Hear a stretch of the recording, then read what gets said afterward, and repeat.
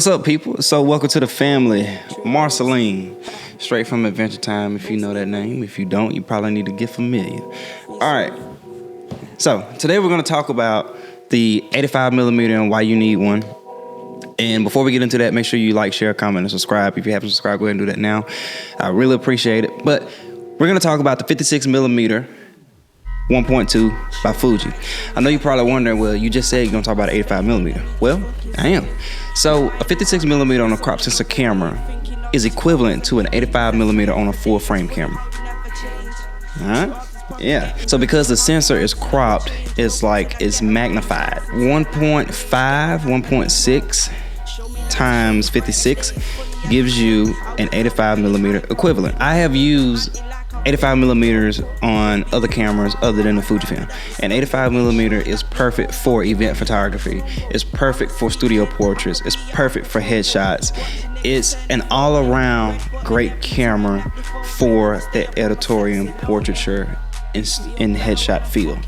So it's a go-to for me. An 85mm has a lot more compression than a 35, 50, or 24mm lens because it has a stronger compression because of the focal length. And what compression does is it makes the background tighter. It literally compresses it to where it looks a little bit bigger than what it should be, and it brings it forward to the subject. It's still gonna be blurred. Let's not forget that. But the compression just makes things in the background look a little bit bigger. Another thing is bokeh. Bokeh is the quality of blur that is produced by a lens. So that blur can be or it can be like, dang, that's sharp. So with this being an 85mm, it has a great blur. With this being a 1.2 aperture lens, it has a stronger blur, a very good blur, which is that bokeh. So if you ever see, like in the movies, you see lights in the background, they're like little circles, they're like little bitty dots. That is bokeh. It's that blur of the background. I'm shooting Fujifilm because I really love Fujifilm, and they have that old film quality aesthetic, and I enjoy that.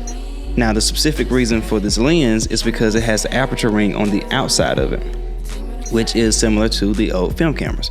So I prefer the aperture ring on the lens instead of the camera because it's just easier to navigate with my hand already right there, you know? So it has these stops on it that makes little bitty clicks so that you can feel and know where you're at instead of just kind of turning it real smooth and you don't know really where you're at. It also has a manual focus on it. The ring has a little bit of resistance to it, but it's real smooth. So it's just, it has a little bit of a smooth to it. The reason why that resistance matters is because you don't want to accidentally rub your hand up against it and it slides all the way over. Like, you really have to turn that, and I like that, especially when you're focusing. The build of this lens, it really feels thick, like thick. It feels like a good quality lens. It feels like money, or it feels like a tank. It feels like it's gonna get the job done, and that's just simply off of holding it. It's made out of metal instead of the plastic. Sometimes when you grab a plastic lens, it feels cheap. It feels like it's gonna break. It feels like a toy. This right here, it feels like actual metal and like a good quality lens, because it is. It's not weather sealed. That's the only thing about it. But who's literally gonna be shooting in the rain? Not me. I don't care if my lens is weather sealed or not. I'm still not shooting in the rain. Overall, this lens is built, like I said, it is metal. I love the weight of it. It's not too heavy. It's not too light to where it doesn't feel like anything is in your hand or on your camera. It's that sweet spot in between both of them. So the quality and the build of this feels and is legit. Strong, durable. I don't see myself breaking this in any form or fashion. One of the reasons shooting an 85 is because you can shoot at events. And a benefit of having an 85mm lens during an event is the fact that you can be a literal fly on the wall, which means you can shoot from the corner to the center of the room and get whoever you need to get without getting in their space and invading their personal space, because people don't like you getting up in their face. You know what I'm saying? A lot of people are afraid of the camera or just don't want to talk to you. So having that option to shoot from a distance and get the content that I need is a very big thing for me. I enjoy that, to just not be in people's faces and stand back. Be that fly on the wall and just observe everybody from across the room. This will do that. Now, another benefit with this being a 1.2 aperture is the fact that it's gonna let in a lot more light than a normal lens. Majority of lenses come at 2.8, 1.8, or 1.4. This goes all the way down to 1.2. So that's gonna let in a lot of light. Now, it's kind of a drawback, but not really. So with that being a 1.4, you have a very narrow field of focus that you can do. If you're close up on a subject, that field is very thin. Now, if you bag up from the subject and you're still at 1.2, you're gonna be able to get the full body in frame because it has more area to focus on. So if I stand back and I'm trying to get a person in focus, it's gonna get the whole body. The whole body.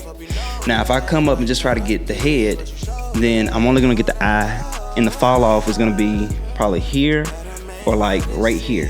So it's a very thin area of focusing, which means that you can miss it if you're not careful. Just something to be mindful. Are you gonna miss it? Depends on how you shoot it. I'd say 8 out of 10, you're probably not gonna miss it, but it's just something to be mindful of when you're shooting at 1.2. This lens is very easy to use. It has the aperture ring actually on it instead of on the camera. I personally enjoy that. So it also has an automatic aperture, so you just turn it to that and it automatically chooses the aperture for you. I don't shoot like that, but for some of you that may prefer that, it is an option. This is about 85mm lenses across the board. This isn't about just the 56mm. Although I'm using this as an example, you can get an 85mm for a Canon, which I have shot with before, or an 85mm for a Nikon, which I have shot with before also.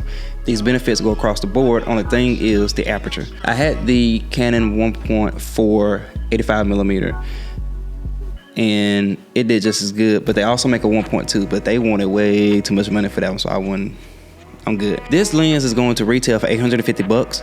I didn't pay retail, I got it used. I'm not paying 850 bucks. Just not gonna do it.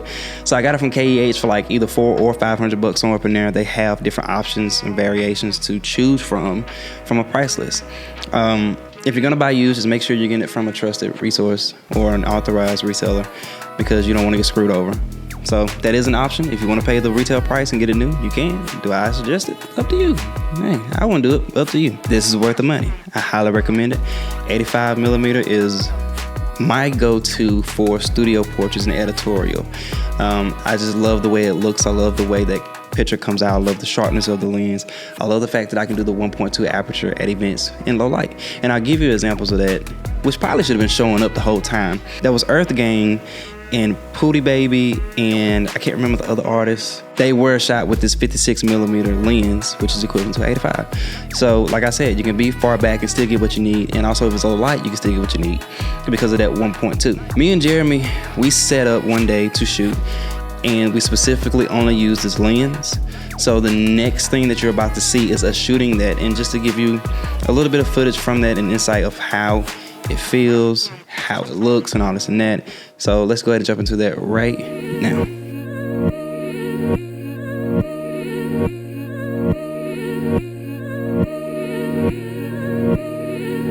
I'm going off, they going off the map. All the mistakes they making I made, I could've taught you that. I gotta wash my back. They'll pull you down soon as you reach out. I cannot offer a hand. There's nobody offer that hand to me. Nobody offer no fans to me. Nobody wanted it bad as me. I cut off the team, I managed me. I formulated and planned a dream. At Michigan State, dashing T's and dotting the I's. All while getting the ad degree to polish the mind. I was fucking on 10. Staying distracted. If I wasn't blinded by pussy, I bet could've tripled the status. Like, could you imagine? I had to quit asking. All of them girls in my life were lessons. I love that I happened. Love that I took all emotional baggage out of Los Angeles, suddenly unpacked it. Constantly writing and tracking, made the confusion and loneliness vanish. Still only did it for fun at the root of it. Cause I spent money on stupid shit for the ones at the body shop with the hooligans throwing mono, watch them falling in unison. Back of ass, my whole savings and the live back. I was checking the balance, and negative sign next to that amount set me back further. I welcome the challenge. Wake up calls came in the. Alright guys, so yeah, I hope you guys enjoyed it. That was just a little behind the scenes of me shooting this lens, give you some examples. And if you're thinking about getting a 56mm 1.2, I highly suggest it and I highly recommend it. So like always, be sure to like, share, comment, subscribe. We in there. And let me know which one was your favorite picture. And Do you enjoy the 85mm? Yes? Let's talk about it. No? Why not?